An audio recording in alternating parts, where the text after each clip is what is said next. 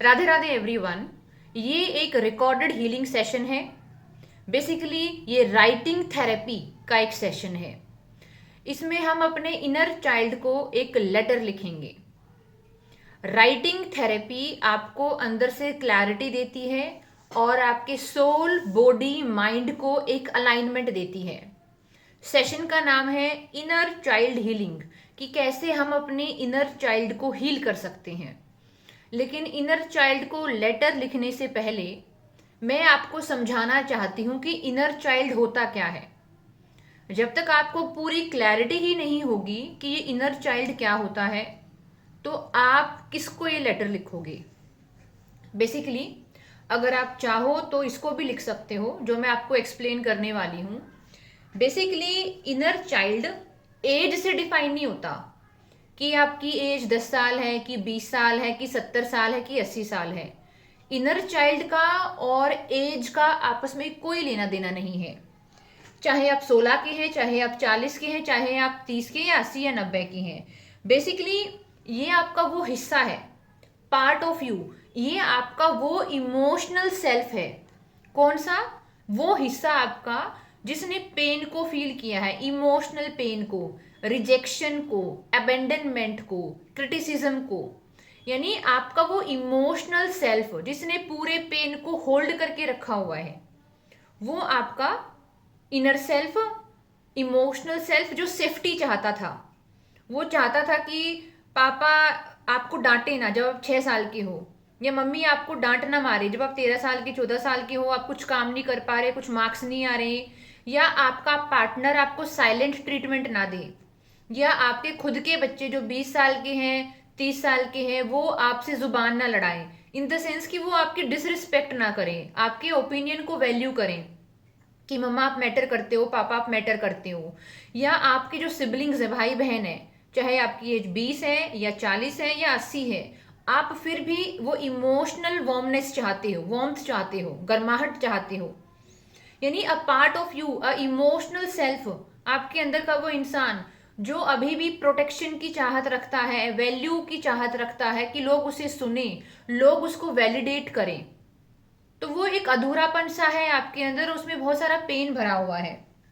यानी पेन उम्र के साथ नहीं जाता है, pain doesn't disappear with age, age के साथ नहीं जाता है। बॉडी तो बड़ी हो गई, लेकिन जो इमोशनल वूंड है, यानी आपके अंदर के जो घाव हैं, वो अभी भी आपके अंदर ही फ्रोजन है, जमे हुए हैं।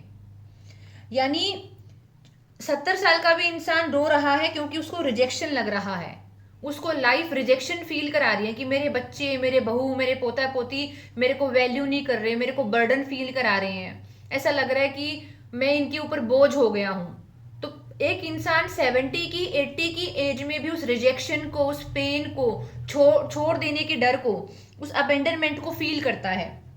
इसीलिए इनर चाइल्ड का मतलब क्या होता है, मतलब इनर चाइल्ड हीलिंग का, इनर चाइल्ड हीलिंग का मतलब होता है becoming the safe adult for your self. यानी अपने लिए वो सेफ इंसान बनना, खुद के लिए वो सेफ इंसान बनना जो आप दूसरों में देख रहे थे। यानी आपको अपने दर्द से भागना नहीं है। अब ये मान लीजिए, ये आपके अंदर का बच्चा है, ये आपके अंदर का इंसान है। अब आप अपने अंदर के इंसान को प्यार से बात कर रहे हो, उसके दर्द को देख रहे हो, महसूस कर रहे हो, उसे सुझाव दे रहे हो। आप भाग नहीं रहे हो, क्योंकि इतने सालों से तो आप भागते हुए ही आए हो, भागने से कोई मदद तो मिल नहीं रही है। अब आप अपने लिए वो अडल्ट बन रहे हैं जो आपको इस दर्द से, इस कंफ्यूजन से, इस अबेंडनमेंट से आपको मुक्ति दिला सकता है। तो अपने लिए वो इंसान बनना जो हम दूसरों को चाहते थे कि वो हमारे लिए बने, वो हमको हक दें, वो हमको किसेस दें, वो हमारे लिए केयर करें, वो हमारे लिए सेंसिटिव हो, वो हमसे प्यार करें। तो जो इंसान हम दूसरों को चाहते थे कि ये हमारे लिए सर्टेन तरीके से बिहेव करें, अब वो इंसान खुद के लिए बनना, कि आप अपने अंदर के बच्चे को, अपने अंदर के पेन को बोल रहे हो कि मैं आपको हक करूंगा, मैं आपको समय दूंगा, मैं आपकी टेक केयर करूंगा बाबू। अब आप खुद से कंपैशन से बात कर रहे हैं। ये होता है इनर चाइल्ड हीलिंग। अब आप अपने कंफ्यूजन को लेकर भाग नहीं रहे, आप इस्केप विंडो नहीं ढूंढ रहे। इस्केप विंडो का मतलब है जब आपको बहुत तनाव महसूस हो रहा है, बहुत नेगेटिविटी, बहुत बर्डन, आपको लाइफ बहुत खराब लग रही है, कोई इंसान पोर्न वीडियोस देखने के लिए चला गया, कोई मास्टरबेशन करने के लिए चला गया, कोई रैंडमली ही यूट्यूब की रील्स, इंस्टाग्राम की रील देख रहा है, कोई और किसी ड्रग एडिक्शन में चला गया, कोई एंजाइटी में चला गया, कोई डिप्रेशन में चला गया। क्योंकि अपने साथ बैठना और अपने आप को वो प्यार देना जो आप दूसरों से चाहते थे, यानी सर्वाइवल पैटर्न से बाहर आना। सर्वाइव का मतलब होता है जिंदा रहने की जंग।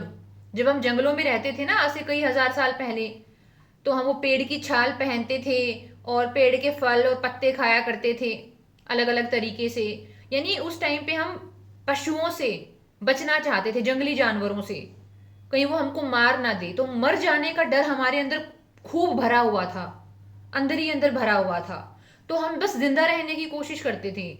आज हम उस जंगल से बाहर आ गए हैं, लेकिन फिर भी हमारे अंदर वो फियर है। Giving love to the part of yourself, जिस पार्ट ने हमेशा फियर को रिसीव किया है। तो आपको उस डर से बाहर आना है, फियर से बाहर आना है। तो इसीलिए अभी आपको पता है इनर चाइल्ड क्या है, यानी आपके अंदर का एक बहुत डरा हुआ इंसान है जो बहुत दर्द में है, बहुत एंजाइटी में है। अब आप उसको एक लेटर लिखोगे, एंड आई प्रॉमिस यू, इस लेटर को लिखने के बाद आप बेहद हल्का महसूस करेंगे और आपको एक क्लैरिटी होगी कि आपको अपने साथ कैसा बॉन्ड बनाना है, कैसा रिश्ता बनाना है। तो चलिए शुरुआत करते हैं। मैं बहुत आराम आराम से आपको डिक्टेट करूंगी, लेकिन फिर भी अगर आपका कुछ रह जाता है तो आप दोबारा से पॉज कर सकते हैं, 10 सेकंड पीछे लेकर जा सकते हैं और आप इस लेटर को लिख सकते हैं। लेटर को लिखवाने से पहले मैं चाहती हूँ कि हम 2 मिनट के लिए एक डीप ब्रीदिंग एक्सरसाइज करें। सो क्लोज योर आइज, अपनी हार्ट चक्रा पे हाथ रखें, अपनी आंखें बंद करें और गहरी सांस लें। गहरी सांस होल्ड करें और फिर आराम से छोड़ दें, जेंटली रिलीज कर दें। अगेन एक डीप ब्रीदिंग, गहराई से सांस लें, अपने पूरे शरीर को हल्का छोड़ें, होल्ड करें और जेंटली रिलीज करें। अपने पूरे ध्यान को अपने पास वापस लेकर आओ, अपने अंदर उतरो, अपने आप को महसूस करो और बिल्कुल रिलैक्स वाले भाव में जाओ, बिल्कुल शांति वाले भाव में जाओ।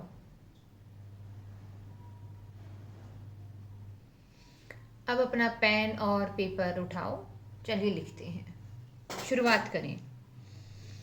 ये आप अपने ही एक हिस्से को पत्र लिख रहे हैं, अपने इमोशनल सेल्फ को, यानी अपने ही अंदर उस 5 साल के बच्चे को जो डरा हुआ था कि रिपोर्ट कार्ड घर पर लेकर जाऊंगा तो घर वाले गुस्सा करेंगे, मार्क्स कम क्यों है। या वो 24 साल की लड़की जिसको डर लग रहा है कि अगर मैंने सेपरेट होने का डिसीजन लिया क्योंकि हस्बैंड के साथ बन नहीं रही है तो समाज क्या बोलेगा, अब उसको घुटन में उस रिश्ते में रहना पड़ रहा है। या आपके अंदर की 60 साल का एक इंसान है जिसको डर लग रहा है कि उसके बच्चे उसको रिजेक्ट कर देंगे, उसको सपोर्ट नहीं करेंगे, मजाक बनाएंगे। तो आप अपने ही उस अंदर के इंसान को जो आपने सहा है आपके जीवन में, चाहे वो एग्ज़ाम का फेलियर हो, कोई एग्ज़ाम का ना निकलना हो, कोई करियर फेल होना हो, फ्यूचर की कोई एंजाइटी हो, यानी आप अपने आप को सुकून दे रहे हैं। तो चलिए शुरुआत करते हैं। चेहरे पे हल्की सी स्माइल, शुरू करते हैं। लिखिए, मेरे प्यारे बच्चे, मेरे प्यारे बच्चे, मुझे पता है तुम बहुत थक चुके हो। मेरे प्यारे बच्चे, मुझे पता है तुम बहुत थक चुके हो। तुमने वर्षों तक अपने दर्द को छुपाकर जीना सीखा है। तुमने वर्षों तक अपने दर्द को छुपाकर जीना सीखा है। यानी बहुत बार ना हम एक फेस स्माइल, एक फेक वाली स्माइल कैरी करते हैं, एक झूठी मुस्कान, ताकि लोगों को क्या बताएं अपना दुख, वो लोग मजाक बनाएंगे। तो हमने अपने दुख को अंदर ही अंदर रखा है। तुम मुस्कुराते रहे जबकि अंदर से टूट रहे थे। तुम मुस्कुराते रहे जबकि अंदर से टूट रहे थे। आपको ये लेटर लिखते लिखते अपने साथ एक कनेक्शन महसूस होगा, आप खुद को पालेंगे। आगे लिखिए, तुम लोगों के बीच रहे, तुम लोगों के बीच रहे लेकिन भीतर से अकेले थे। तुम लोगों के बीच रहे लेकिन भीतर से अकेले थे। तुमने कई बार सिर्फ इसलिए खुद को मजबूत दिखाया, तुमने कई बार सिर्फ इसलिए खुद को मजबूत दिखाया क्योंकि तुम्हें लगा कि तुम्हारे दर्द को कोई समझेगा ही नहीं, क्योंकि तुम्हें लगा तुम्हारे दर्द को कोई समझेगा ही नहीं।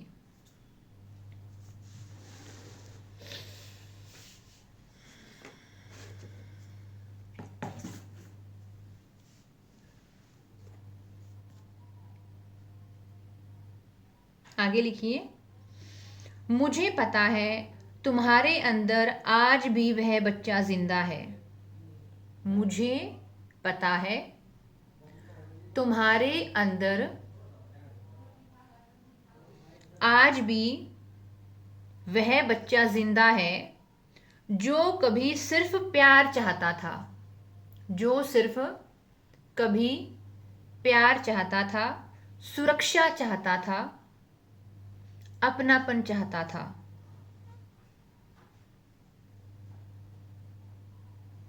कोई ऐसा चाहता था जो उसे गले लगाकर कहे तुम सुरक्षित हो। कोई ऐसा चाहता था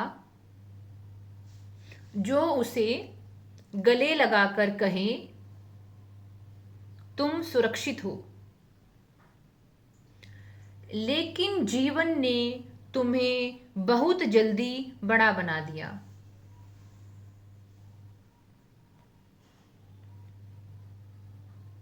लेकिन जीवन ने तुम्हें बहुत जल्दी बड़ा बना दिया। कुछ लोगों ने तुम्हें शब्दों से घायल किया। आगे लिखिए, कुछ लोगों ने तुम्हें शब्दों से घायल किया। कुछ ने तुम्हारी भावनाओं को दबाया। कुछ ने तुम्हारी भावनाओं को दबाया। कुछ ने तुम्हारे भरोसे को तोड़ा। कुछ ने तुम्हारे भरोसे को तोड़ा। और कुछ घाव इतने गहरे थे कि उन्होंने तुम्हारी आत्मा तक को हिला दिया।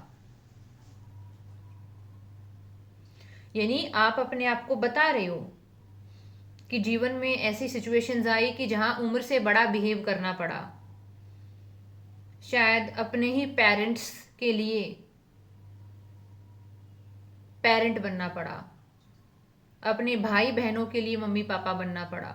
ऐसे बहुत सारे 1-to-1 सेशन रहे हैं मेरे, जिसमें लोगों ने अपने जीवन की कहानियां बताई हैं कि कैसे या तो माँ चल बसी या माता जी की सिचुएशन बहुत ख़राब हो गई, वो घर में कुछ कर नहीं पा रही थी, तो वो 10-10 साल के बच्चे या बच्ची आपके अंदर छोटे छोटे हाथों से अपनी रोटियां बना रही है, टूटी फूटी जली कटी।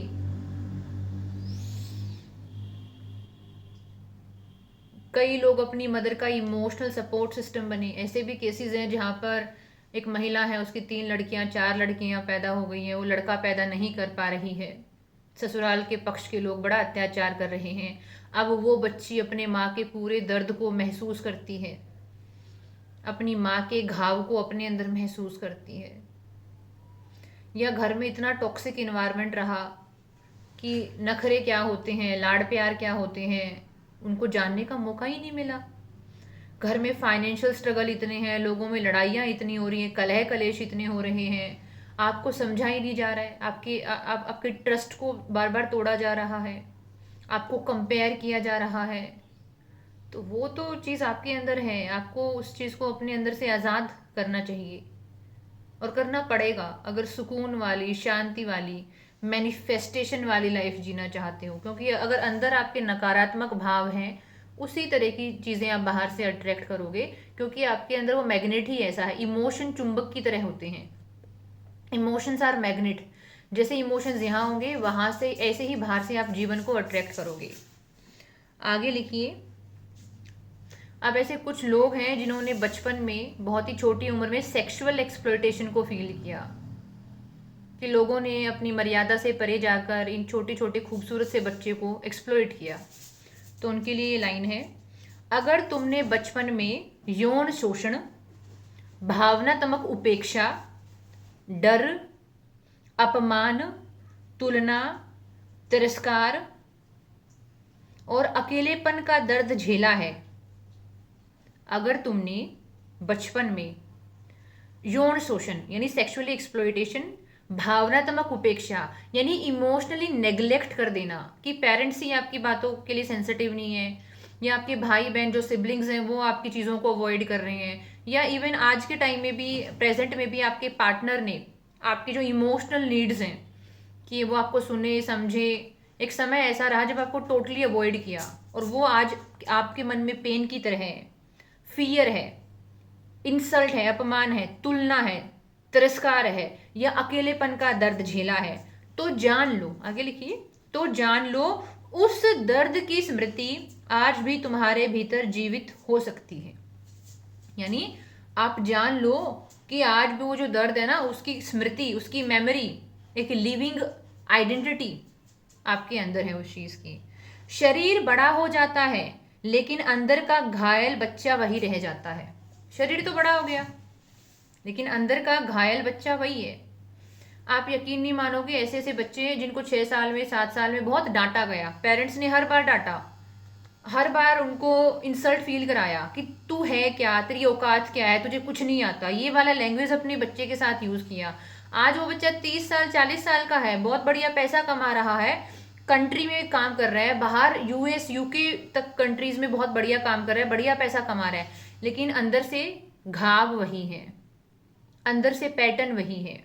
तो आगे लिखिए, इसीलिए कभी कभी, आगे लिखिए, इसीलिए कभी कभी 60 या 70 वर्ष की उम्र में भी इंसान अचानक टूट जाता है। इसीलिए कभी कभी 60 या 70 वर्ष की उम्र में भी, यानी इवन आप ये 60-70 है तो भी आप इस टूटन को, इस इमोशनल ब्रेकडाउन को अपने अंदर फील कर सकते हो। 24-25 में, 30-40 में फील कर रहे हो, वो ठीक है, वो तो फील हो ही रहा है। अगर आपको लगता है ना कि नहीं हम बड़े हो जाएंगे और समय के साथ चीजें ठीक हो जाएंगी, जरूरी नहीं है ऐसा। इसीलिए कभी कभी 60 या 70 की उम्र में भी इंसान अचानक टूट जाता है। छोटी सी अस्वीकृति भी दिल को चीर देती है, छोटी सी अस्वीकृति भी दिल को चीर देती है। ये लाइन कैसे एक्सप्लेन करेंगे? आपने देखा है कई बार जो महिलाएं होती हैं, हाउसवाइफ होती हैं, वो पूरी जवानी अपनी सास के ताने, ननंद के ताने, अपने हस्बैंड का उसको इमोशनली नेग्लेक्ट करना, चिल्लाना, डोमिनेट करना, ये सहती है। फिर उसके बच्चे पैदा हो जाते हैं, आराम आराम से बच्चे बड़े हो जाते हैं। तो जब बच्चे बड़े हो जाते हैं ना, स्पेसिफिकली अगर लड़के या लड़के जो भी हैं, इवन लड़के अगर बड़े हो गए हैं, तो फिर वो महिला थोड़ी चोट में आ जाती है कि मेरे लड़के बड़े हो गए हैं।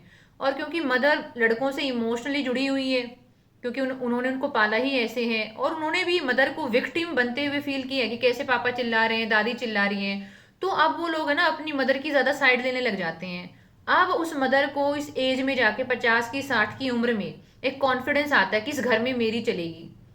लेकिन जब उसको ये फील होता है ना कि बाहर से कोई बहू आके उनके लड़कों के ऊपर कंट्रोल कर रही है, तो उस मदर को ऐसा लगता है उसकी सत्ता छीनी जा रही है। वो बड़ी सेंसिटिव हो जाती है। वो सोचती है अभी तो मुझे अपनी चलाने का मौका मिला था, पूरी जिंदगी तो मैंने एक्सप्लॉयटेशन ही सहा है।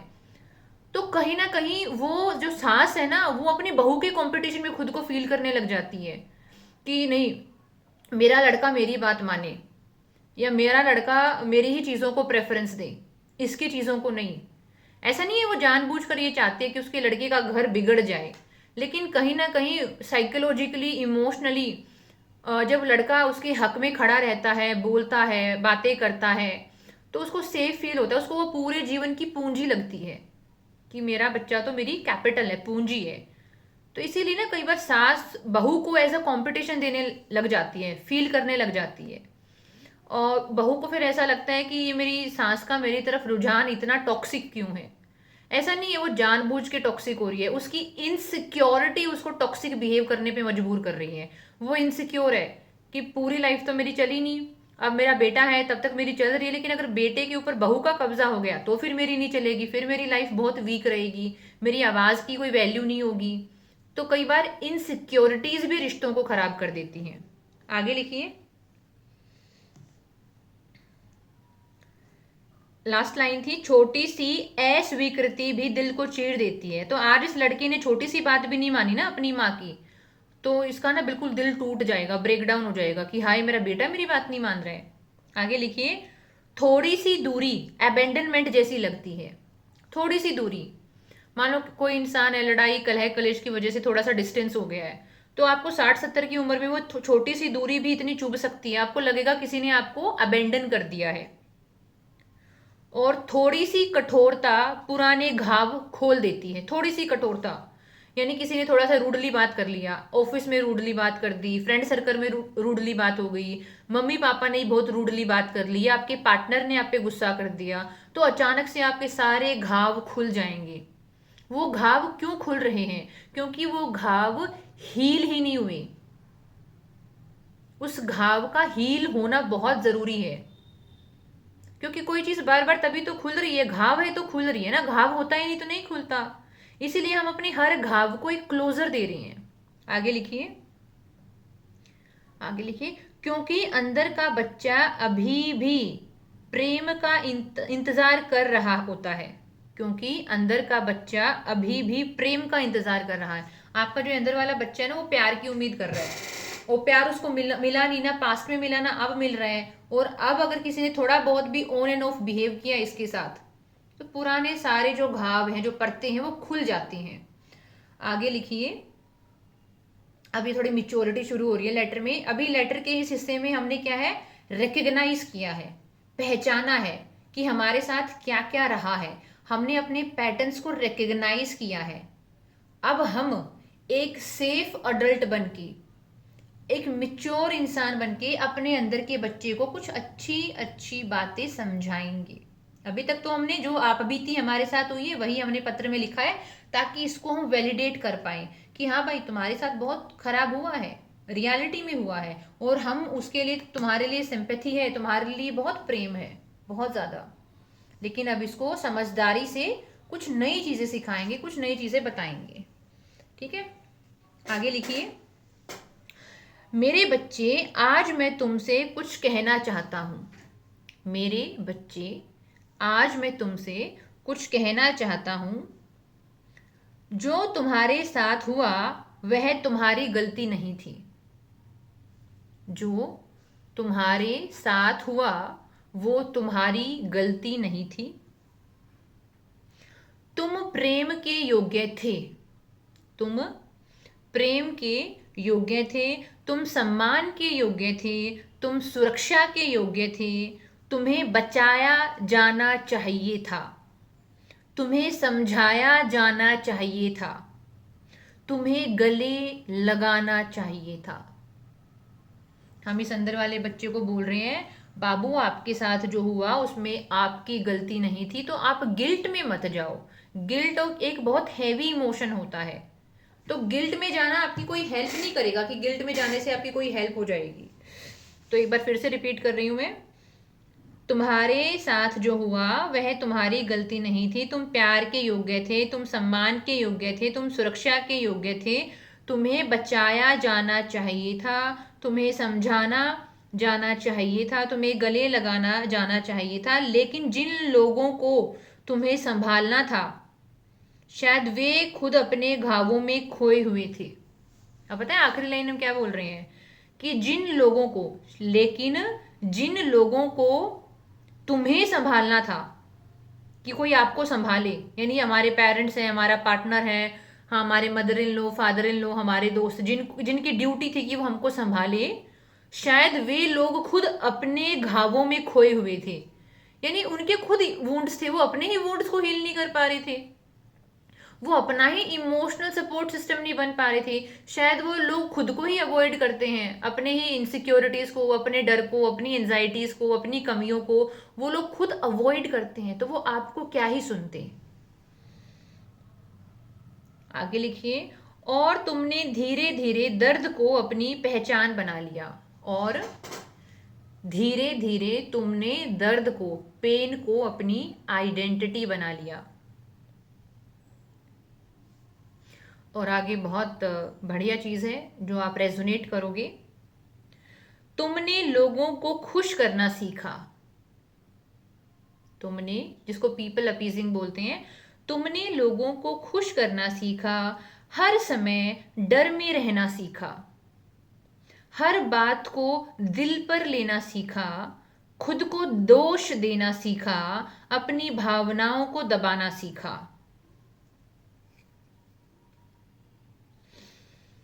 फिर से, तुमने लोगों को खुश करना सीखा, हर समय डर में रहना सीखा, हर बात को दिल पर लेना सीख लिया, खुद को दोष देना सीखा, अपनी भावनाओं को दबाना सीखा। यानी हम क्या कह रहे हैं कि आप with time people pleasing behaviour में आ गए ताकि लोग आपको प्यार दे पाए, क्योंकि अंदर तो खालीपन है। आप डर में रहते थे, पता नहीं क्या होगा, कैसे होगा, छोटी छोटी गलतियों पे डर जाना, क्योंकि यहाँ पर किसी का हाथ ही महसूस नहीं होता। कोई बात नहीं बाबू, अच्छे मार्क्स आ जाएंगे, पास हो जाएंगे, नहीं होंगे तो फिर से देखेंगे, लाइफ है, हर चीज़ को कंट्रोल नहीं कर सकते और हम आपके साथ हैं। शायद हम वो सपोर्ट सिस्टम, हम वो कंधों पर किसी के हाथ चाहते थे, बहुत विश्वास वाले, लेकिन वो मिल नहीं पाए। हर बात को दिल पे लेना सीख लिया, क्योंकि जब पेरेंट्स, आपका माहौल आपको कॉन्फिडेंस देता है तो आप में भी कॉन्फिडेंस आता है, आपके अंदर राइट विजडम आती है, आप अपने आप को कुछ मानने लगते हो। लेकिन जब ना आसपास से हमको प्यार ही नहीं मिलता तो हमको कहीं ना कहीं इनडायरेक्टली सबकॉन्शियस लेवल पे लगता है हम प्यार के लायक ही नहीं है, तो हम खुद को कुछ समझते ही नहीं है, हमारी नज़र में हमारी कोई औकात ही नहीं होती, तो हम नो ही नहीं बोल पाते, हर इंसान से डरे रहते हैं, हर इंसान को यस बोल देते हैं चाहे हमारा वो काम करने का मन हो या ना हो। यानी एक डरा हुआ इंसान बाउंड्रीज ही नहीं बना पाता, इसकी अपनी कोई बाउंड्रीज ही नहीं है, हर किसी के लिए अवेलेबल है, कोई कुछ भी कह दे, हर बात को दिल पे ले लिया, मूड ऑफ कर लिया, खुद को ही दोष देना हर चीज का कि मेरी वजह से हुआ, मेरी वजह से हुआ, तो खुद को नेग्लेक्ट करना, क्वेश्चन करना और अपनी फीलिंग्स को दबाना। आपको फीलिंग आ रही है अंदर से, लेकिन फिर भी आपने उसको दबाना सीख लिया। आगे लिखिए, लेकिन अब समय आ गया है तुम अपने भीतर के बच्चे का हाथ पकड़ो। लेकिन अब समय आ गया है कि तुम अपने भीतर के बच्चे का हाथ पकड़ो, उससे भागो मत, उससे भागो मत, उससे चुप मत कराओ, उसे चुप मत कराओ, क्योंकि बाहर से तो चुप करा दोगे, अंदर तो खलबली मची हुई है, अंदर तो सारी नेगेटिविटी है, कियोस है, ड्रामा है, पास्ट का पेन है, एंजाइटी है, तो बाहर से तो उसका मुंह बंद कर दोगे, लेकिन अंदर उसकी जो आत्मा लहूलुहान है उसका क्या होगा। उसे कमजोर मत कहो।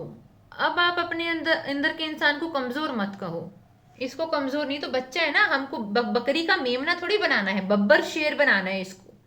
तो क्यों बोले हम अपने इनर चाइल्ड को कि भाई आप तो कमजोर हो, आप गिल्टी हो, नहीं। अब पता है आपको क्या बोलना है अपने अंदर वाले बच्चे को। लिखिए, मैं अब तुम्हारे साथ हूं, मैं अब तुम्हारे साथ हूं, अब तुम्हें अकेले सब कुछ सहने की जरूरत नहीं है, अब तुम्हें सब कुछ अकेले सहने की जरूरत नहीं है, मैं तुम्हें छोड़कर नहीं जाऊंगा। अब आप अपने अंदर वाले इंसान को कह रहे हो कि मैं तुम्हें छोड़कर नहीं जाऊंगा बाबू, कभी नहीं, मैं तुम्हें समझने की कोशिश करूंगा। ऐसे इसका हाथ पकड़ा हुआ है आपने बहुत प्यार से, और आप बोल रहे हो मैं तुम्हें समझने की कोशिश करूंगा, मैं अब तुम्हारे दर्द को सुनूंगा, मैं अब तुम्हारे दर्द को सुनूंगा। अपने छोटे से स्वरूप को अपने सामने कल्पना करो। यानी जब आप छोटे थे ना, जैसे दिखते थे, 4 साल के थे, 5 के थे, 10 के, 15 के, 20 के, यानी जो भी आपका यंगर सेल्फ है, यानी आपकी एज का वो वाला टाइम जब आपने बहुत सफ़र किया है, आप उस सफ़र करते हुए बच्चे को देखो, सफ़र करते हुए अंदर के इंसान को देखो, कैसे वो हर सिचुएशन से डील कर रहा था, वो रो रहा था, वो घबरा रहा था, वो एंजाइटी में था। ठीक है, तो आप अपने अंदर के उस स्वरूप की कल्पना करो। शायद वह डरा हुआ है, शायद रो रहा है, शायद उसे लगता है कि वह प्यार के योग्य नहीं है, शायद उसे लगता है कि वह प्यार के योग्य नहीं है। अब उसे अपने हृदय में जगह दो। अब उसे, यानी अब अपने अंदर वाले इंसान को अपने दिल में अपनी जगह दो। That Babu I love you, ऐसे खुद को हक करो, फील करो आप खुद को कि आप अपने साथ हैं। नहीं चाहिए किसी से प्यार, नहीं चाहिए किसी से वैलिडेशन, नहीं चाहिए बाहर से कोई इंसान जो आपकी कमियों को, आपकी खामियों को दूर करे। नहीं, आप हैं ना अपने पास, ये आपका बच्चा है, आपके अंदर का इंसान है, आपको इसके साथ एक बेहतर रिश्ता बनाना है। आगे लिखिए,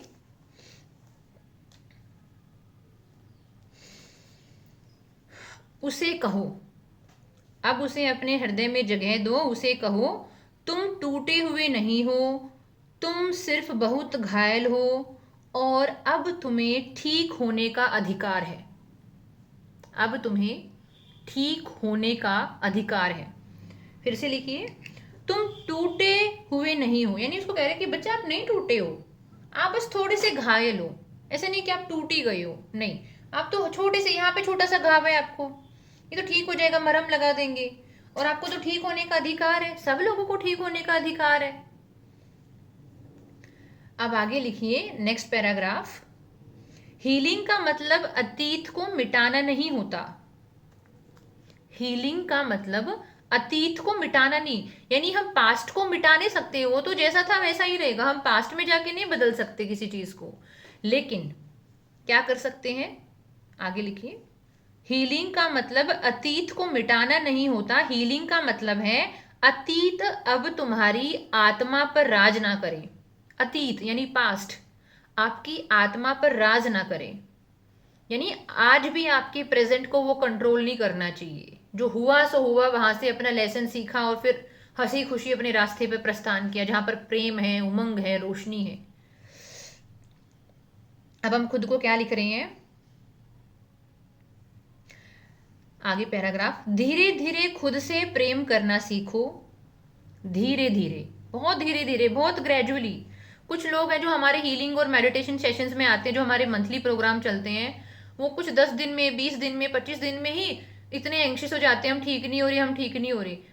आप 20 या 25 दिन में बीमार भी नहीं हुए थे। ये सालों का एक्सप्लॉयटेशन है, बहुत सालों का सप्रेशन है। आपको नेगेटिव इमोशन फील करने की एक लंबी ट्रेनिंग है। हम यहाँ पर कोई सरफेस लेवल की चीज नहीं कर रहे, हम आपकी गहराई में उतरकर एक डीप लेवल पर काम कर रहे हैं। और ये जो ट्रांसफॉर्मेशन आएगा ये परमानेंट आएगा, ये फेक मोटिवेशन नहीं है, मोटिवेशनल कंटेंट नहीं है कि आप 2 दिन के अंदर मोटिवेट हो जाओ, क्योंकि 2 दिन के अंदर मोटिवेट हो सकते हो तो अगले 4 दिन में डीमोटिवेट भी हो सकते हो। आप अप एंड डाउन फील करते रहेंगे, आपके अंदर कोई स्टेबिलिटी ही नहीं आएगी। तो इसीलिए हम खुद को क्या बोल रहे हैं, धीरे धीरे, धीरे धीरे खुद से प्रेम करना सीखो। अपनी भावनाओं को महसूस करना सीखो। अपनी भावनाओं को महसूस करना सीखो। अपने शरीर को सुरक्षित महसूस कराना सीखो। अपने शरीर को सुरक्षित महसूस कराना सीखो। अपने इनर चाइल्ड को वो सॉफ्टनेस देना सीखो जो उसे कभी नहीं मिली। अपने इनर चाइल्ड को वो सॉफ्टनेस देना जो उसे कभी नहीं मिली।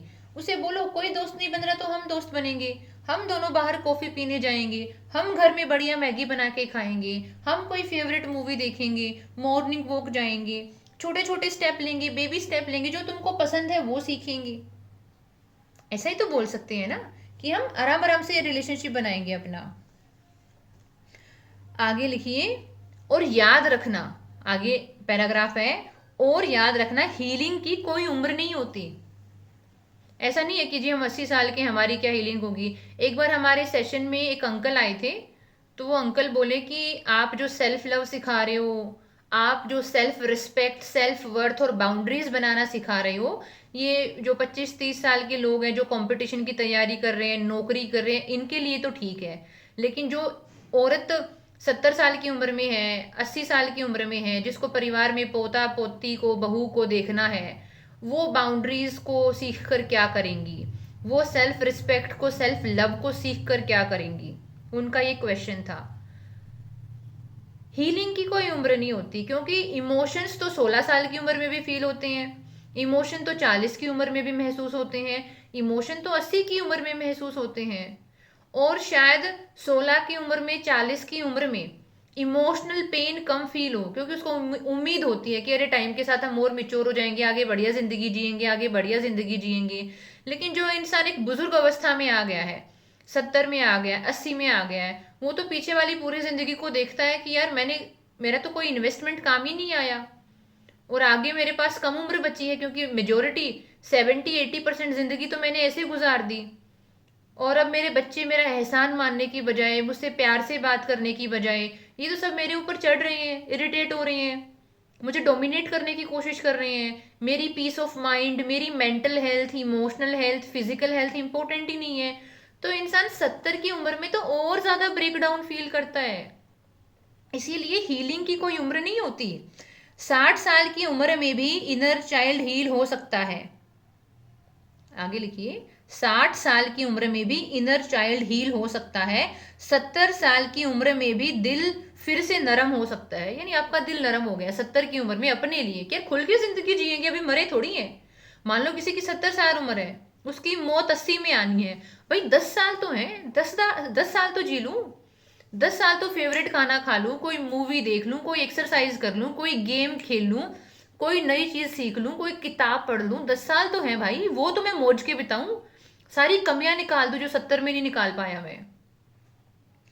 आगे लिखिए,